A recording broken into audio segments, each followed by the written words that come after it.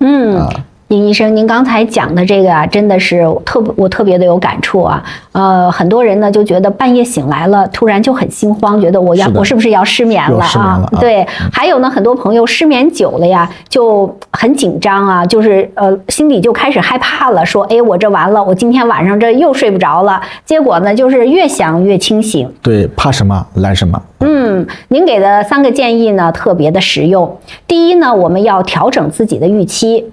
到了这个中老年了哈，我们中老年的朋友呢，这个睡眠的时间呢，这个需求本来呢就变短了，所以呢，只要白天的精神好呢，不一定真的非要睡够8个小时，对吧？啊，第二呢，就是20分钟法则，躺了20分钟还睡不着，您就别接着躺了，就赶快起来，做点轻松的事儿，有睡意了，咱再回到床上，这样呢，就避免把床和焦虑捆绑在一起了。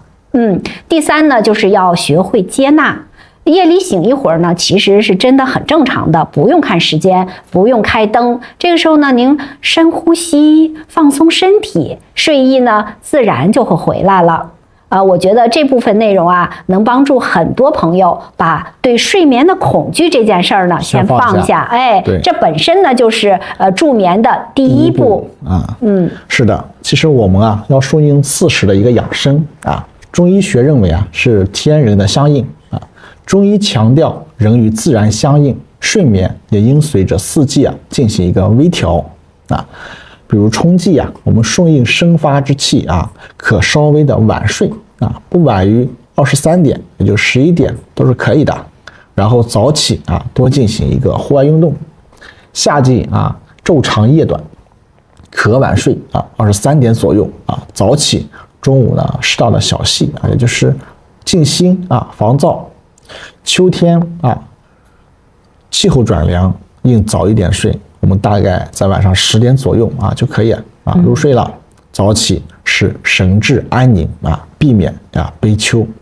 冬季万物收藏啊，宜早睡晚起，22点睡啊，也可以7点后起，必待啊阳光出现啊，防止寒冷的一个侵袭。尤其呢，足部和腰部。尹医生，您讲的这第6块基石啊，顺应4时，我觉得特别有这个中医的味道。是的，原来呢，这个睡觉呢，它不仅仅是一天的事儿，还得跟着4季走。您给的建议呢，也特别的清晰啊。是的，就是春天呢，我们要晚睡早起，多去户外，顺应生发之气。夏天也是晚睡早起，但要注意静心防燥。中午呢再补个觉。秋天呢要早睡早起，让情绪平稳，避免悲秋。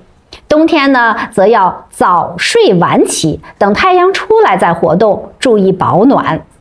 这样听下来呀，您这个睡眠6大基石真的是从心态到行为，从白天到晚上，从4季到日常，把睡眠的方方面面都覆盖到了。它告诉我们，好的睡眠不是靠临时抱佛脚，而是靠长期的养。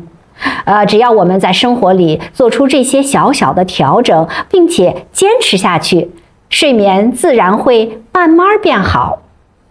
尹医生，在节目结束之前啊，还有几个小问题呢，想要请教您，麻烦您呢再给大家讲一讲。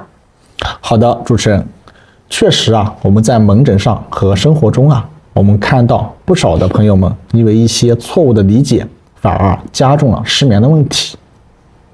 尹医生这么说呢，我还真是有点好奇啊。原来很多时候我们觉得是在助眠，其实反而呢是在帮倒忙啊。那我们首先来看看第一个这个典型的问题啊，也是很多中老年朋友都有的困扰。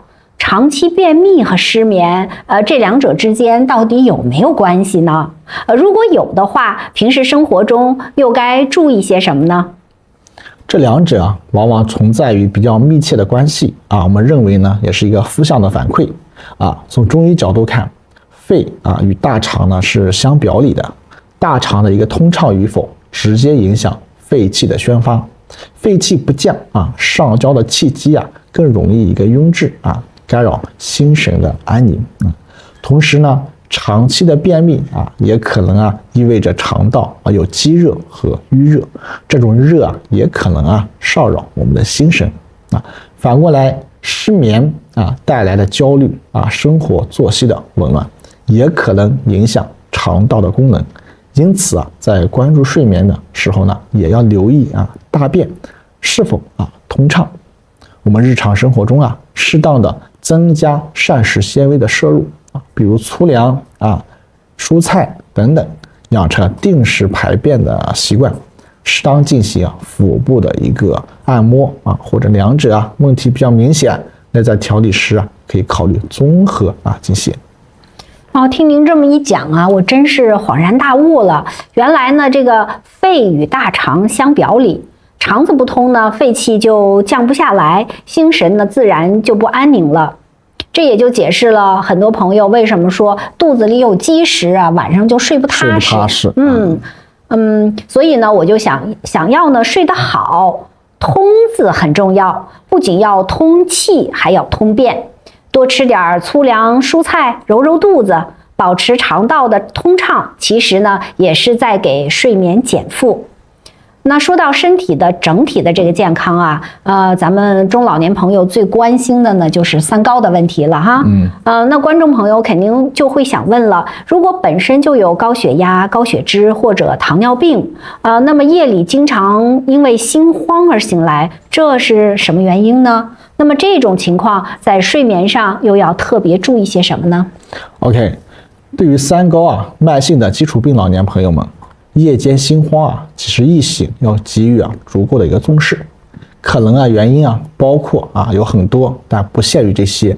老师呢简单说一下，就是疾病本身的一个影响夜间的高血压啦、血糖可能会出现一个波动血脂也导致血液粘稠度的增加，影响微循环的一个阻碍中医认为心脉瘀阻，气血运行的不畅心脏供血可能受到影响，出现心神的失养我们需要警惕睡眠呼吸暂停综合征。